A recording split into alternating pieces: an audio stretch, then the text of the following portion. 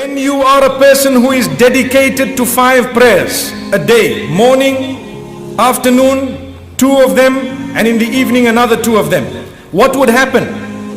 You would need to be on a certain level of purity in order to read prayer.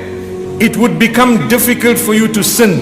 Wallahi, it will become difficult for you to sin if you become regular with your prayer. You've read one, you are waiting for the other. Sin to be committed, not good enough, I have dhuhr salah coming. After that, sin to be committed, not good enough, I have asr coming. After that, sin to be committed, no, I have maghrib. After that, sin to be committed, isha is round the corner. Allahu Akbar. So if you are steadfast, the Quran says, إِنَّ الصَّلَاةَ تَنْهَى عَنِ الْفَحْشَاءِ وَالْمُنْكَرِ. Salah itself will prohibit you from immorality and evil.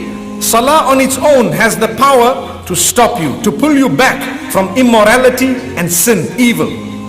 And the beginning, just the verse before that, Allah says, أُتْلُ مَا أُوحِيَ إِلَيْكَ مِنَ الْكِتَابِ وَأَقِمِ الصَّلَاةِ. Read that which has been revealed to you in terms of the book, that's speaking of the Quran, and establish your prayer.